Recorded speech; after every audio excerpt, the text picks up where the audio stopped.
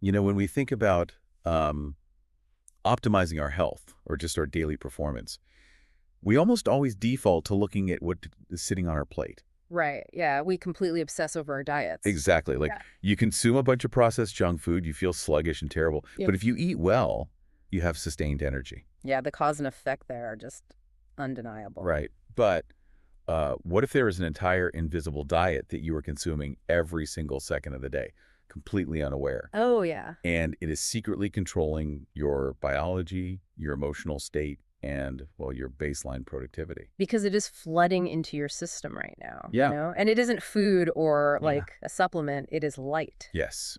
So today, our mission for you listening right now is to decode how the light around you is basically functioning as a biological remote control. Mm. We are taking a deep dive into this incredible stack of source material today that forces us to reevaluate light, not just as, illumination that keeps you from tripping over the coffee table in the dark, Right, right. but as actual invisible nutrition. We're going to explore how your body digests this nutrition, Mm. how it manipulates your behavior, and how medical science is literally harnessing it to heal. I mean, light is arguably the most critical biological signal driving human existence. It's the master conductor of your internal clocks. Wow. Honestly, by the time we finish unpacking these sources, you are going to look at the lamp sitting in your living room and the screen you are holding in your hand with a completely different level of respect and maybe a little bit of caution. I think definitely some caution. Mm-hmm. Because just like eating a massive plate of pasta right before trying to run a marathon is a terrible strategy, consuming junk light at the wrong time of day is quietly wrecking your sleep architecture and your ability to focus. Yeah, it really is. The sources point out that our bodies actually digest light. It all starts with the biological clock, the circadian rhythm. Right, so this is our 24-hour internal timing system, Yeah. and it is driven almost entirely by photic input, which just means light hitting your retina. See, your eyes aren't just cameras recording the world so you can see. They are also highly sophisticated environmental sensors. Huh. Deep inside the retina, there are these specialized cells called intrinsically photosensitive retinal ganglion cells. Okay, let's unpack this. Yeah. Because if my retina is acting as an environmental sensor, um, what is the brain actually doing with that data? Like, how does it translate a visual cue into a biological command? Well, those specific ganglion cells contain a photopigment called melanopsin, which is just incredibly sensitive to light. Okay. When light hits them, they send a direct electrical signal down the optic nerve straight into the suprachiasmatic nucleus. That's a mouthful. It is. But that is a tiny region in the hypothalamus of your brain, which serves as the master clock. It takes that light signal and basically acts as the master switch for your entire endocrine system. Oh, wow. So when you wake up and morning sunlight hits your eye, that master clock tells the brain to immediately suppress melatonin production. Exactly. It shuts off the melatonin faucet completely. And at the exact same time, that bright, cool morning light signals the adrenal glands to release cortisol. Which usually gets a bad rap, right? Oh, totally. Cortisol gets a terrible reputation in wellness circles as purely a stress hormone. But in the morning, it is your primary alertness hormone. Right. It provides the biological kickstart that gets you out of bed, elevates your core body temperature, and just prepares you to tackle the day. And the sources also highlight that the skin is doing its own digesting, right? Yeah. Sunlight triggers the synthesis of vitamin D in the skin. Yeah, the mechanism there is ultraviolet B radiation interacting with a specific protein in the skin and converting it into vitamin D3. Okay. And the downstream effects of that are massive. I mean, it regulates calcium absorption in the gut, which builds the foundation for bone health. Plus, it modulates the immune system to help prevent autoimmune diseases. It's huge. Your body absolutely starves without this daily baseline light intake. Wait, hold on. You're telling me that this intricate system is totally dependent on light exposure. But, modern life is basically entirely indoors. Yeah, unfortunately. So if morning light is what suppresses melatonin and spikes our alertness hormones, does that mean scrolling on my phone at 1 in the morning isn't just making my eyes tired, but my brain literally thinks it's midday? Yes. That seems like a massive evolutionary design flaw. How can a tiny 6-inch screen override millions of years of evolution? What's fascinating here is, well, it all comes down to the specific wavelength. It is a brilliant evolutionary design that we've accidentally managed to hack. Wow. The screens on our phones, our laptops, and even standard LED house lights emit a very heavy concentration of blue light. Right, blue light. And on the visible light spectrum, blue light has a very short wavelength and high energy, which perfectly mimics the specific light profile of a bright, cloudless morning sky. So the brain is just running its ancient programming. You're lying in bed at midnight, scrolling social media, and your master clock is literally screaming, "Stop the melatonin, the sun is up, time to hunt and gather." Exactly. It is pure biological deception. Hmm. You are essentially inducing chronic jet lag without ever getting on an airplane. That is wild. Your circadian rhythm becomes completely decoupled from the actual rotation of the Earth. But the source material offers a highly specific, scientifically backed fix for this, though. Okay, good. We need a fix. First, you have to actively anchor that clock every single morning. You do this by getting 15 to 20 minutes of natural sunlight directly into your eyes immediately upon waking. And the sources are really clear that looking through a window doesn't count, right? Right. Glass filters out a significant portion of the light spectrum, and it drastically reduces the intensity. Okay. You have to physically step outside so the unfiltered light can trigger those melanopsin cells we talked about. And to stop the deception at night. You have to block the blue light at least 1 hour before sleep, turn off the overhead lights, put away the screens, or, use software and glasses that filter out the blue spectrum. Right, like those blue light blocking glasses. Exactly. You have to create an artificial dusk so your brain permits melatonin to actually enter the bloodstream. It's just wild to think our ancient biological systems are just being confused by our interior decorating. Yeah, pretty much. And if manipulating the light entering our eyes can drastically alter our baseline hormones, it completely tracks that it also manipulates our mood.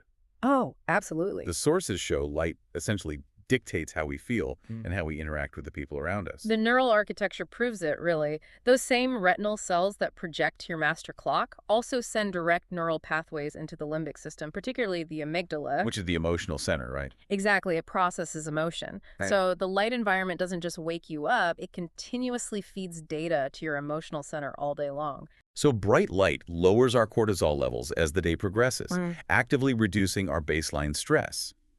And the research on seasonal affective disorder, or SAD, is a perfect example of this, isn't it? It really is. During the winter months, when daylight hours shrink and the intensity of the sun drops, people can fall into severe clinical depressions. Yeah. Their limbic system is effectively starved of photic nutrition. Wow, stars. And the treatment isn't always medication. Often, it is prescribing a light therapy box that blasts 10,000 lux of light into their eyes for 30 minutes a morning just to manually stimulate that neural pathway. That makes so much sense. A lack of natural light fundamentally degrades mental resilience, causing anxiety and a profound sense of sluggishness. Reading through these behavioral studies, I kept picturing this like a theater production. Oh, how so? Well, it's like we are all actors on a stage, and the lighting director is secretly dictating whether the scene is going to be a tense drama or a warm family gathering, just by tweaking the dials on the lighting board. That is a phenomenal analogy, because the manipulation really does extend into our macro social behaviors.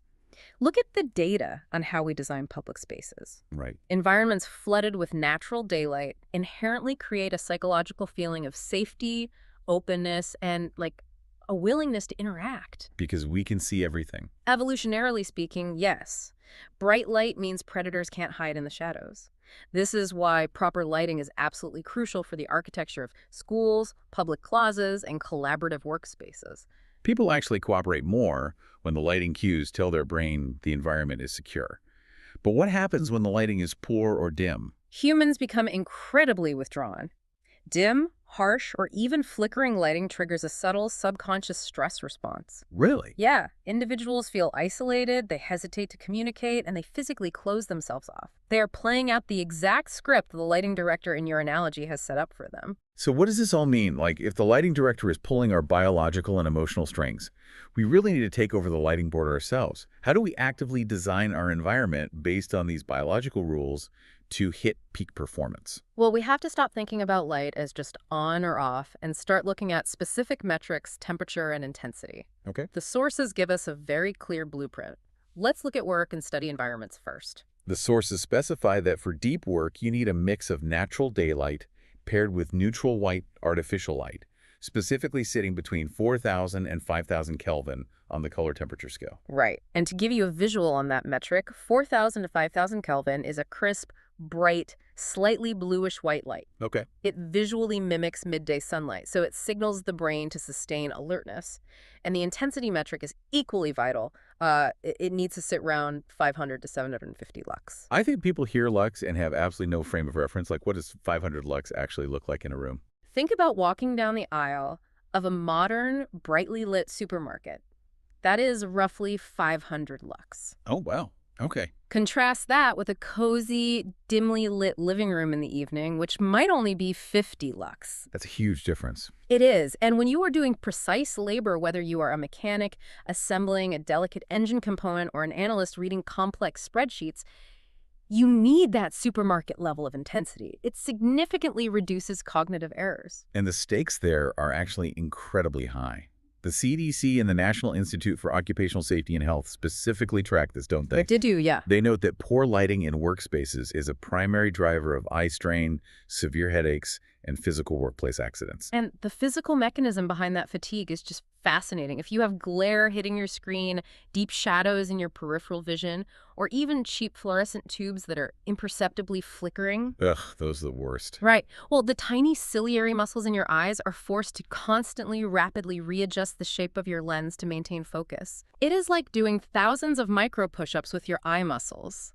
It burns an immense amount of cellular energy, leading directly to systemic fatigue by like 2 p.m. So how do we fix it? The standard recommendation is to position desks near windows to utilize natural photons, but orient them perpendicular to the glass to completely avoid direct glare. So what does this mean for the rest of our day? I mean, we've built the perfect midday workspace, but what about when we actually need to power down? The evening requires a total environmental shift. You want to drop the color temperature down to warm yellow-orange light, right around 2,700 to 3,000 Kelvin. So the visual equivalent of a campfire or a sunset. Exactly that.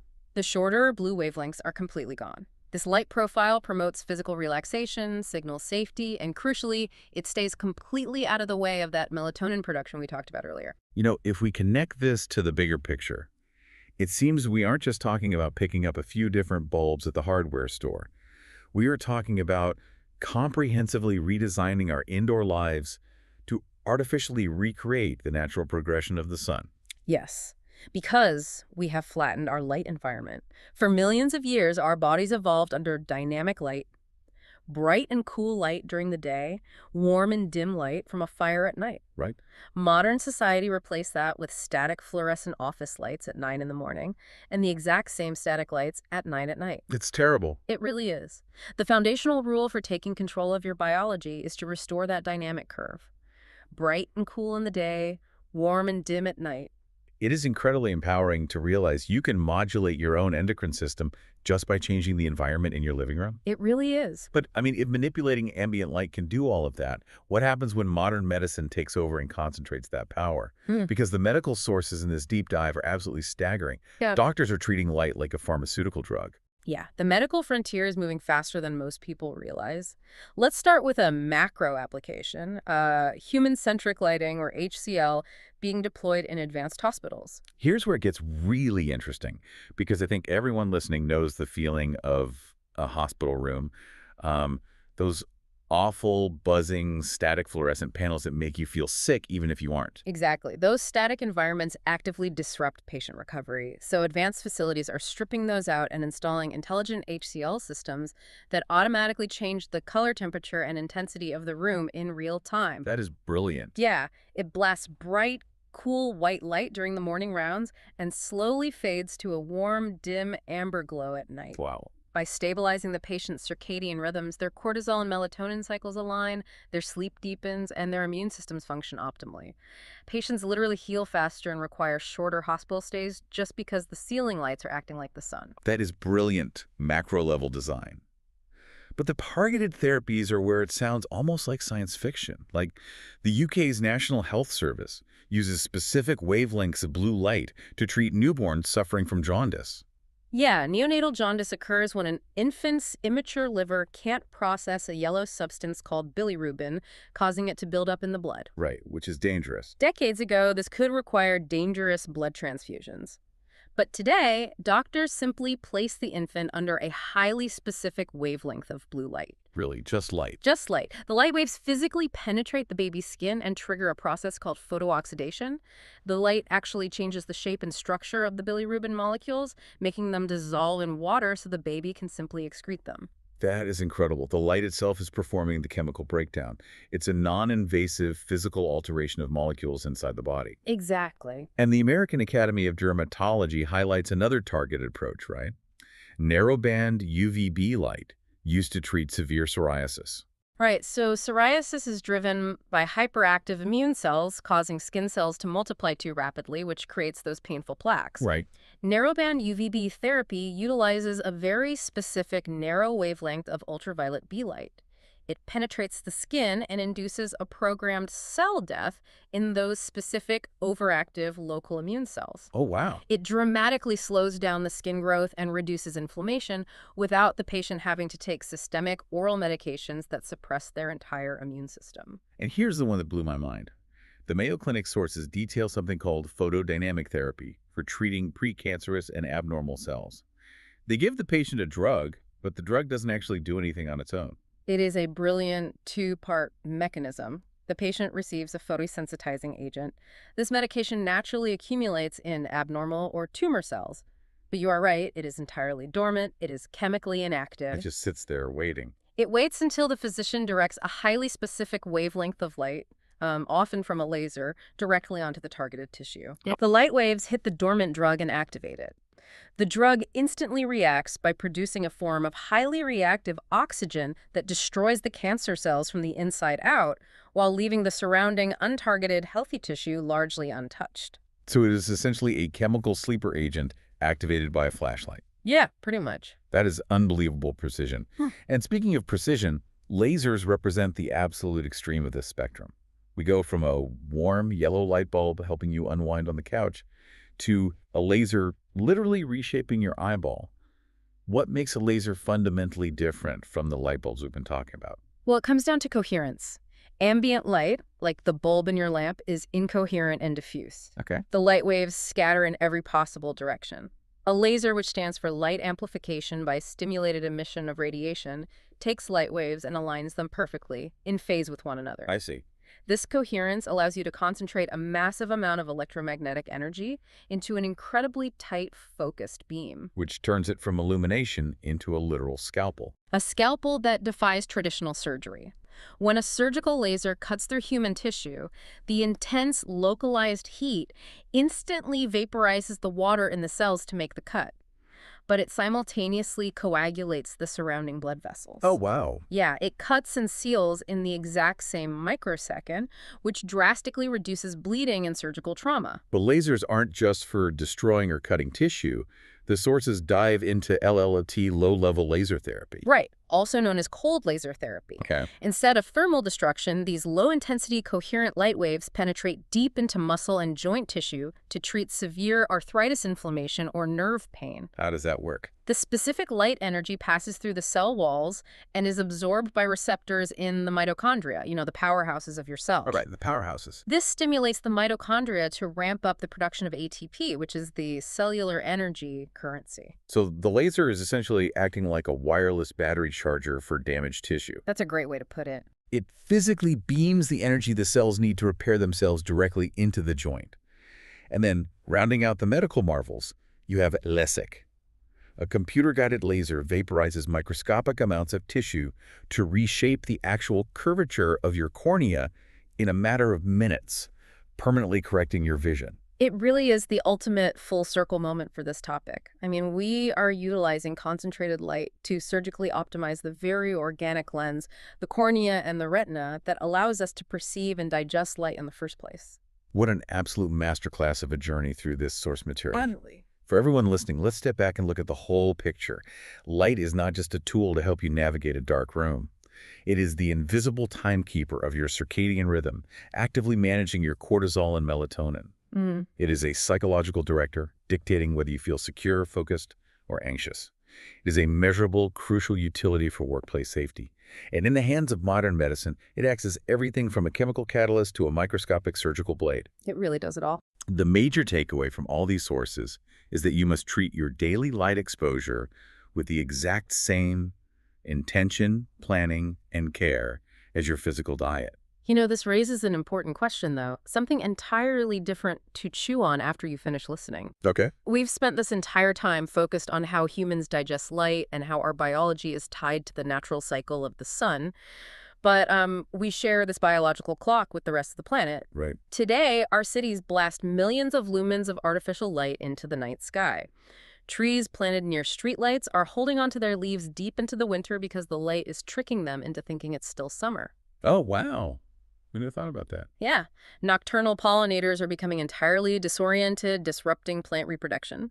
Newly hatched sea turtles are walking toward the bright glow of beachfront hotels instead of the reflection of the moon on the ocean. That's tragic. If light is a powerful biological remote control, we have to ask ourselves, by constantly illuminating the night, are we not just disrupting our own sleep, but actively dismantling the circadian rhythms of entire ecosystems? That is a staggering perspective. We are subjecting the entire local ecosystem to a mass malnutrition of natural light.